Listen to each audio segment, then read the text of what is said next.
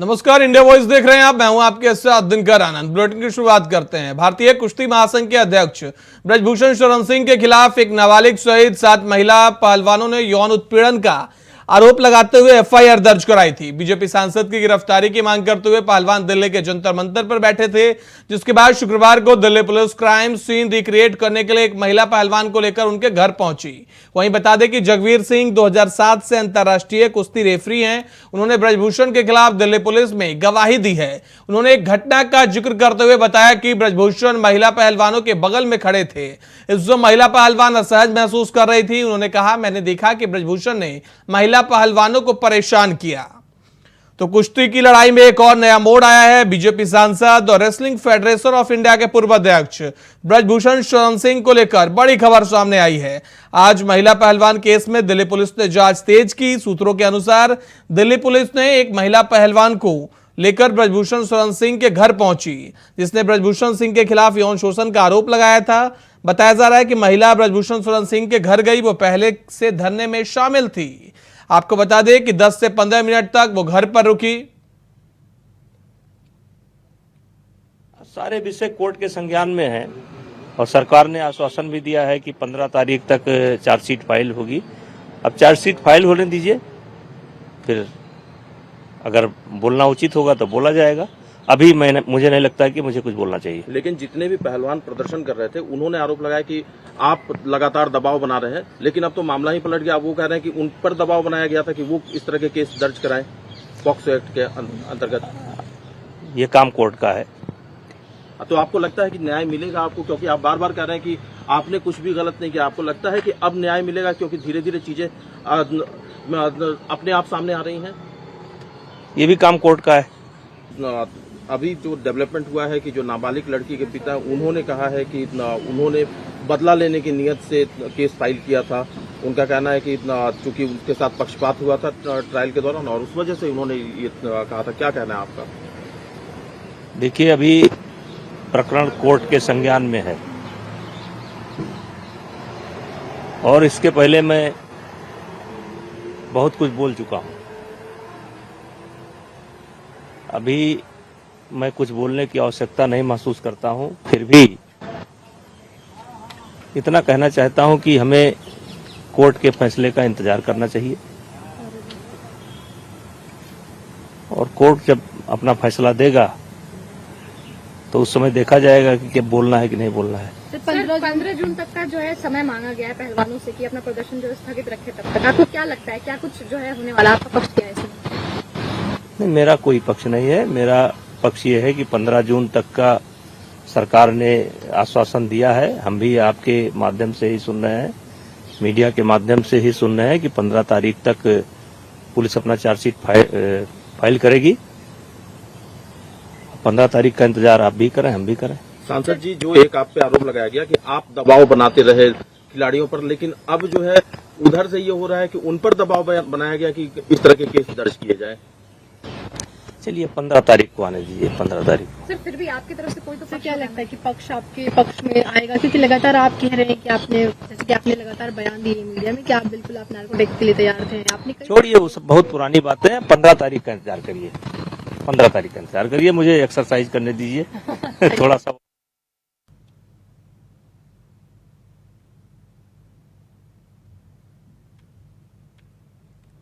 खबर पर ज्यादा जानकारी के लिए हमारे साथ हमारे सहयोगी न्यूज रूम से स्वीटी दीक्षित हमारे साथ जुड़ गई है। स्वीटी, इस कुश्ती की लड़ाई में प्रत्येक दिन नए नए खुलासे हो रहे हैं। ताजा अपडेट क्या है, विस्तार से दर्शकों को बताइए।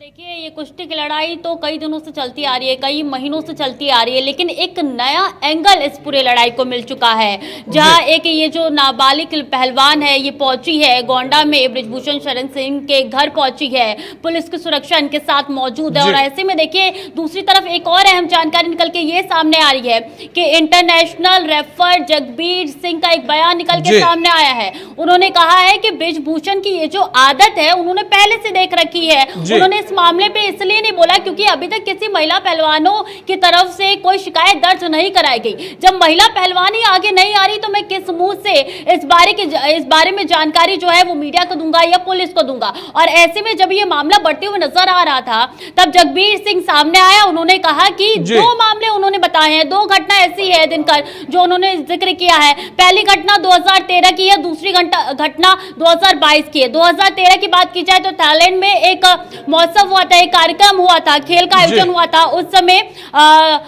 कहा जा रहा है जगबीर की तरफ से कि ब्रिजभूषण शरण सिंह उनके साथ जो भी कुछ लोग मौजूद थे सबने नशे की हालत में थे और फोटो खिंचवाने के समय जो है उनकी तरफ से ऐसी जगह टच किया गया जो उनके साथ जो महिला थी वो असहज महसूस करने लगी। उस महिला के चेहरे पे साफ तौर पे नजर आ रहा था कि किस तरीके से असहज महसूस कर रही है। दूसरी घटना उन्होंने 2022 की गिनवाई है।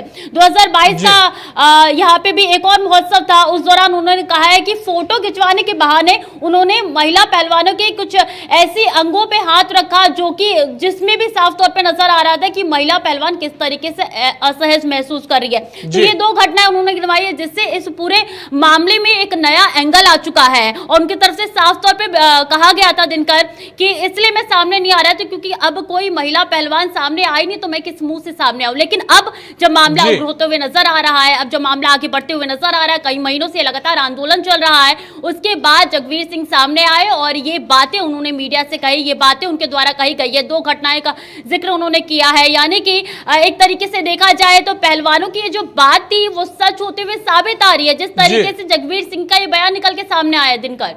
जी, लेकिन स्वीटी अहम सवाल यह खड़े हो रहे हैं कि जिस तरीके से जगबीर सिंह ने 2013 का घटने का जिक्र आज किया है उसी तरीके से ब्रजभूषण शरण सिंह के फेवर में यह बातें जाती हुई दिख रही है कि नाबालिग के पिता ने आरोप वापस ले लिए, कहा दबाव के कारण मैंने यह आरोप लगाया था। तो ब्रजभूषण शरण सिंह का कहीं ना कहीं अपना पॉइंट स्ट्रांग साबित होता दिख रहा है। इस कंडीशन में पहलवानों का अगला कदम क्या होगा, क्योंकि अनुराग ठाकुर से मिलने के बाद 15 जून तक आंदोलन को स्थगित कर दिया गया है।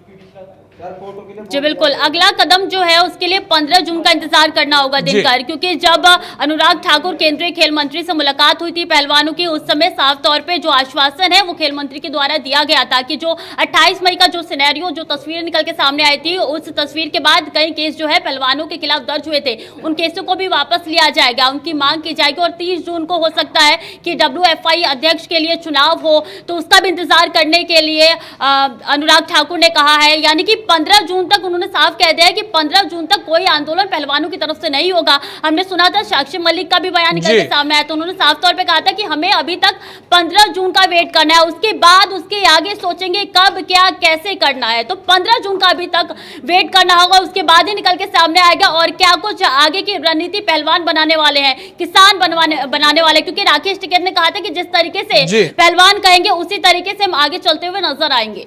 जी, एक तरफ जहां नाबालिग के पिता ने अपने आरोपों को लेकर खंडन किया तो दूसरी तरफ ब्रजभूषण शरण सिंह को गृह जहां घर है 11 जून को वहां गोंडा में बीजेपी एक बड़ी रैली कर रही है जिसमें ब्रजभूषण शरण सिंह भी मंच शेयर करने वाले हैं। तो क्या लगता है कि ब्रजभूषण शरण सिंह अब कॉन्फिडेंस नजर आ रहे हैं कि बीजेपी उनके साथ खड़ी है या बीजेपी अब बैकफुट पे जा रही है ब्रजभूषण शरण सिंह को लेकर? स्वीटी, काफी भव्य ये रैली होने वाली है। इससे पहले हमने देखा जो अयोध्या में रैली होने वाली थी वो रद्द हो चुकी थी और इसकी तरफ से इसके बाद साफ तौर पे कहा गया था बीजेपी की तरफ से कि आप कुछ ऐसी बयानबाजी नहीं करेंगे जिससे और भी मामला गहरा जाए। लेकिन ये जो रैली होने वाली है इसके कई मायने निकल सकते हैं कि एक तरीके से बीजेपी ये भी कहलाने की कोशिश करी है कि इस पूरे मामले में कोई कसूर नहीं है। तो दूसरी ओर देखिए जो बच्चे जो पहलवान जो है वो घर पहुंची है ब्रिजभूषण के, उसमें भी ये कयास लगाए जा रहे हैं कई दलों के कि अब हो सकता है कि समझौता हो जाए। तो कई एंगलों से इस पूरे मामले को देखा जा रहा है, लेकिन जो जसबीर सिंह ने बयान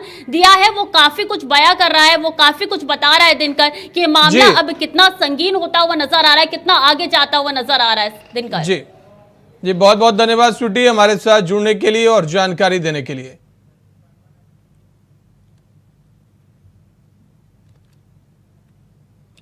अगली खबर दिल्ली से सामने आ रही है। बीजेपी अध्यक्ष जेपी नड्डा ने बैठक बुलाई है। थोड़ी देर में पार्टी महासचिव के साथ जेपी नड्डा बैठक करेंगे। बीजेपी मुख्यालय में बड़ी बैठक बीजेपी की थोड़ी देर में शुरू हो जाएगी। बीजेपी महाजन संपर्क अभियान की जेपी नड्डा समीक्षा करेंगे। तो बड़ी जानकारी निकलकर सामने आ रही है बीजेपी की तरफ से। बीजेपी अध्यक्ष जेपी नड्डा ने बैठक बुलाई है। थोड़ी देर में पार्टी के सभी बड़े नेता और महासचिव के साथ जेपी नड्डा बैठक करेंगे। बीजेपी मुख्यालय में यह बैठक होगी। आपको बता दें, लगातार बीजेपी 2024 को लेकर महाजनसंपर्क अभियान कर रही है, जिसकी आज समीक्षा बैठक करेंगे बीजेपी अध्यक्ष जेपी नड्डा। तो लगातार बीजेपी के तमाम बड़े नेता अलग अलग राज्यों में, अलग अलग प्रदेशों में जाकर मिशन 2024 को लेकर तैयारियों में जुटे हैं, जिसकी आज समीक्षा की जाएगी। आज उसके रिपोर्ट कार्ड पेश की जाएगी और जेपी नड्डा सभी नेताओं से जानकारी लेंगे कि किस तरीके से महाजनसंपर्क अभियान का। तो बीजेपी अध्यक्ष जेपी नड्डा थोड़ी देर में पार्टी महासचिव के साथ बैठक करेंगे। आपको बता दें कि लगातार बीजेपी के बड़े नेता हर प्रदेश में, हर जिले में जाकर जनसंपर्क अभियान चला रहे हैं, लोगों से मिलने की कवायद कर रहे हैं, क्योंकि मिशन 2024 को लेकर बीजेपी एक्टिव हो गई है। आपको बता दें, लगातार मिशन 2024 को लेकर एक तरफ जहां बीजेपी टिफिन पर चर्चा कर रही है, दूसरी तरफ लगातार महाजनसंपर्क अभियान भी बीजेपी चला रही है। उत्तर प्रदेश की 80 सीटों को लेकर लगातार अलग अलग मंडलों में डिवाइड कर दिया गया है। सभी नेताओं को जिम्मेदारी दी गई है, लिहाजा थोड़ी देर में जेपी नड्डा पार्टी महासचिव के साथ बैठक करने वाले हैं। तो बीजेपी महासंपर्क अभियान की समीक्षा लेंगे जेपी नड्डा। थोड़ी देर में बैठक शुरू हो जाएगी। आपको बता दें, तमाम बड़े नेता बीजेपी मुख्यालय पहुंच चुके हैं। खबर पर ज्यादा जानकारी के लिए हमारे साथ हमारे संवाददाता नितिन चौधरी जुड़ गए हैं। नितिन, क्या जानकारी निकलकर सामने आ रही है? महाजनसंपर्क अभियान की समीक्षा बैठक थोड़ी देर में शुरू हो जाएगी। देखिए दिनकर, बिल्कुल भारतीय जनता पार्टी ने आज दिल्ली के जो बीजेपी अध्यक्ष जेपी नड्डा ने जो है बैठक बुलाई है। शाम 4 बजे जो पार्टी के महासचिवों के साथ बैठक की जाएगी बीजेपी मुख्यालय में। शाम 4 बजे बैठक होगी। बता दें कि महाजनसंपर्क अभियान जो है मोदी सरकार के 9 साल पूरे होने के लिए जा रहे हैं, तो उसको जो है पूरी उसमें उपलब्धियां गिनाई जाएगी। क्योंकि जिस तरीके से लोगों में जो है बताया जा रहा है कि घर घर जाकर सारी उपलब्धियों को गिनवाएं, और साथ ही इस तरीके से जो प्रधानमंत्री नरेंद्र मोदी ने 9 साल में कार्यकाल अपना काम किया है, उनको लेकर समाज जो लोगों के अंदर जो है पहुंचने की जो बातें करते हैं कि अब तक अच्छे कार्य कितने किए गए हैं, उन कार्यों को गिनाने की बात भी इसमें की जाएगी। आज की इस बैठक में कौन कौन से बड़े नेता शामिल हो सकते हैं नितिन? जेपी नड्डा तो खुद मौजूद है, महासचिव भी मौजूद रहेंगे, और कौन कौन से नेता, किन किन प्रदेशों के नेता मौजूद रहेंगे? देखिए बिल्कुल, पार्टी ने सभी राष्ट्रीय महासचिवों को बुलवाया है और सभी के लोगों के साथ में जो है बता दें बैठक की जा रही है। और बैठक में जो है शाम 4 बजे का समय दिया गया है। तमाम जो राष्ट्रीय महासचिव है पार्टी के अंदर, भारतीय जनता पार्टी के अंदर, तो उन सभी महासचिव। बहुत बहुत धन्यवाद नितिन हमारे साथ जुड़ने के लिए और ज्यादा जानकारी देने के लिए। वक्त तो चला एक छोटे से ब्रेक का। ब्रेक के उस पार भी खबरें लगातार जारी है। ब्रेक के बाद एक बार फिर से आपका स्वागत है। बढ़ते अगली खबर की ओर। गृह मंत्रालय में अमित शाह और मनोज सिन्हा की बैठक है।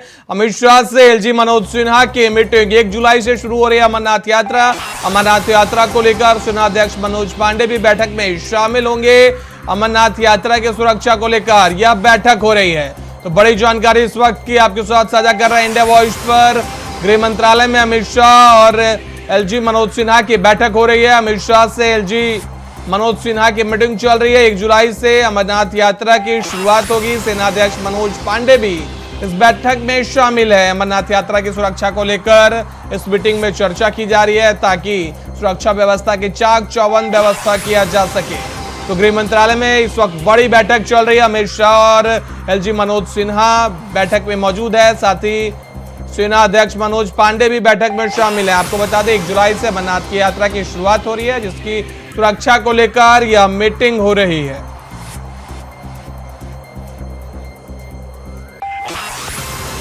बड़ी जानकारी इस वक्त की आपके साथ साझा कर रहे हैं इंडिया वॉइस पर। मनोज सिन्हा, अमित शाह और सेना अध्यक्ष एक साथ मौजूद हैं। एक साथ गृह मंत्रालय में बैठक हो रही है। अमरनाथ यात्रा को लेकर बैठक जारी है। अगली खबर लखनऊ से सामने आ रही है। योगी सरकार ने वाहन मालिकों को बड़ी सौगात दी है। 5 साल के ट्रैफिक चालान निरस्त करने के सीएम योगी ने निर्देश दिए हैं। 11 जनवरी 2017 से 31 दिसंबर 2021 के चालान निरस्त किए जाएंगे। प्रदेश के लाखों वाहन स्वामियों ने राहत की सांस ली है। 2 जून 2023 के माध्यम से लागू की जाएगी यह पूरी व्यवस्था। तो बड़ी जानकारी निकलकर सामने आ रही है। आम नागरिकों को योगी सरकार ने बड़ी सौगात दी है। वाहन मालिकों को बड़ी सौगात दी गई है। 5 साल के ट्रैफिक चालान को निरस्त किया जाएगा। 11 जनवरी 2017 से 31 दिसंबर 2021 के चालान निरस्त किए जाएंगे। प्रदेश के लाखों वाहन स्वामियों ने राहत की सांस ली। इस निर्देश के बाद 2 जून 2023 के माध्यम से लागू की जाएगी यह पूरी व्यवस्था।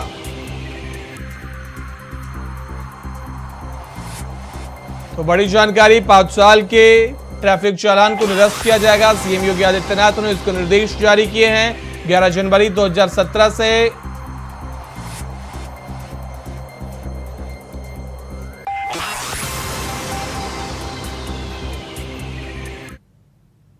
आरएलडी अध्यक्ष जयंत चौधरी ने पत्र लिखा है रेल मंत्री अश्विनी वैष्णव को। जयंत चौधरी ने पत्र लिखा, ट्रेनों में आर्मी कंपार्टमेंट्स बहाल करने की मांग की है। सेना के जवानों की परेशानी को देखते हुए आरएलडी के प्रमुख ने यह मांग की है। तो बड़ी जानकारी, रेल मंत्री अश्विनी वैष्णव को आरएलडी अध्यक्ष जयंत चौधरी ने पत्र लिखा है। रेल मंत्री अश्विनी वैष्णव को पत्र लिखते हुए उन्होंने कहा कि ट्रेनों में आर्मी कंपार्टमेंट्स बहाल करना जरूरी है।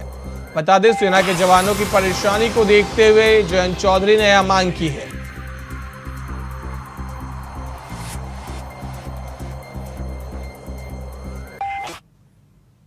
अमृतसर में बीएसएफ को बड़ी कामयाबी हाथ लगी है। बीएसएफ ने 5 किलो से ज्यादा हेरोइन बरामद किया। आपको बता दें, पाकिस्तानी ड्रोन से इस हेरोइन को मंगवाया गया था। रायगांव के पास बीएसएफ का सर्च ऑपरेशन हुआ, जिसमें बीएसएफ ने 5 किलो हेरोइन जब्त की है।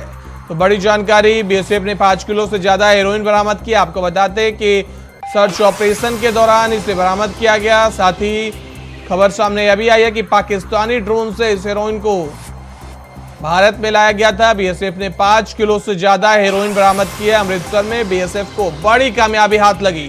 बीएसएफ ने 5 किलो से ज्यादा हेरोइन बरामद की है। पाकिस्तानी ड्रोन से इसे भारत लाया गया था। रायगांव के पास बीएसएफ ने सर्च ऑपरेशन चलाया। इस दौरान बीएसएफ ने 5 किलो हेरोइन को जब्त किया है।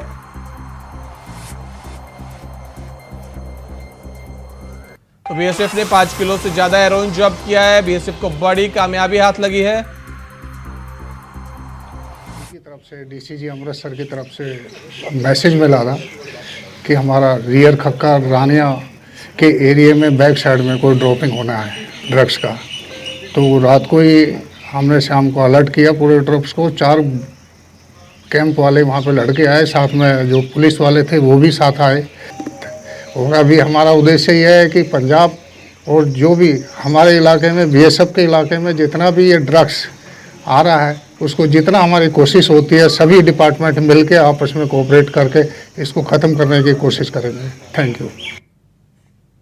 पंजाब अगे ग्रस्त नारकेटिक नाल ग्रस्त है, तुहानूं पता ही है। लेकिन पंजाब सरकार वालों मानयोग डीजीपी साहब ते एसएसपी साहब वालों बहुत बड़े उपराले किए जा रहे हैं इस चीज़ को खत्म करने वास्ते। पिछले दिनों साडे मानयोग डीजीपी साहब ने बीएसएफ के उच्च अधिकारियों नाल मीटिंग की। मीटिंग करके कुछ प्लानिंग्स कीतियां ते उस संबंध विच साडे दोनों एजेंसियां नूं जो डायरैक्शन हुई उस संबंध विच कार्रवाई करते हुए साडे एसएसपी साहब सतंदर सिंह अमृतसर रूरल जिहड़े ने उन्होंने को टिप मिली सी, जिस संबंध उन्होंने डीएजी साहब बीएसएफ नाल गलबात की।